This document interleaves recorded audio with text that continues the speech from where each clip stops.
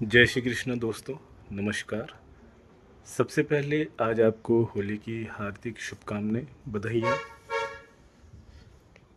कल हमने आपको बताया था कि होलिका दहन के अगले दिन यानी 14 मार्च 2025 को दहन के स्थान पर जाकर आपको वहाँ की भस्म यानी कि राख लेके आनी है।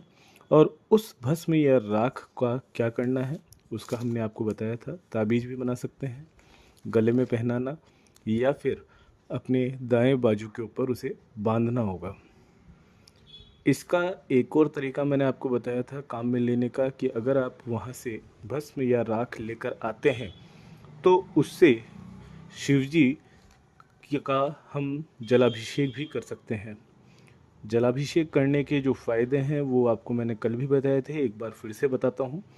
जलाभिषेक करने से आपको सुख समृद्धि प्राप्त होती है, वैभव घर में आता है, धन वर्षा होती है, सकारात्मक आपके घर में प्रवेश करती है। इसी के साथ नकारात्मक को बाहर निकलना होता है। कभी हमारे घर पर या हमारे बच्चों पर या किसी बड़े बुजुर्ग पर नज़र लगती है तो जलाभिषेक जो होगा, भस्म जलाभिषेक, उससे ये नज़र लगना, जादू टोने होना, इस तरह का कोई असर आपके परिवार पर नहीं होगा।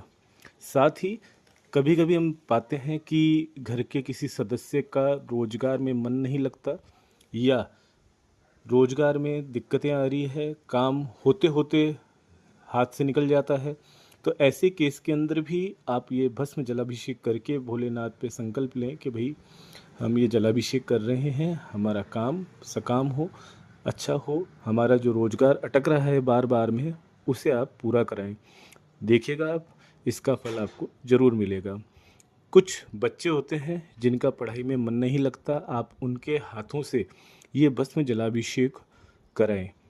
सवाल ये उठता है कि अब ये भस्म जलाभिषेक कब कराना चाहिए, क्योंकि मैंने ये भी कहा था कि जलाभिषेक हर कभी नहीं किया जा सकता। इसका भी एक पर्टिकुलर मुहूर्त होता है। अगर उस मुहूर्त के ऊपर आप भस्म जलाभिषेक करते हैं तो ही यह आपको फल देगा, अन्यथा कभी कभी ये जलाभिषेक जो हम करते हैं बिना मुहूर्त साधे, बिना कुछ सोचे समझे, तो इसका परिणाम उल्टा होता है। अब जलाभिषेक जो आपको करना है, भस्म जलाभिषेक, वो आपको कब करना है? आपको ये भस्म जलाभिषेक 19 मार्च 2025 यानी कि पंचमी बुधवार प्रातः सूर्य उदय से 2 घंटे के भीतर आपको ये भस्म जलाभिषेक करना है। इसके अंदर सबसे अच्छी बात आपको एक और बताऊंगा कि अगर कोई पुरुष इस जलाभिषेक को करता है तो जलाभिषेक करते समय आपको ओम नमः शिवाय का जाप करते रहना है। परंतु अगर कोई स्त्री इस जलाभिषेक को करती है तो उसे ओम नमः शिवाय का जाप नहीं करना है, बल्कि सिर्फ नमः शिवाय का जाप करना है। आप पाएंगे कि जलाभिषेक करने के 2 सप्ताह के भीतर भीतर आपको एकदम चमत्कारी रूप से इसके परिणाम दिखाई देंगे। अगर आपको ये जानकारी अच्छी लगी हो तो प्लीज़ ज़्यादा से ज़्यादा शेयर करें। इसलिए नहीं कि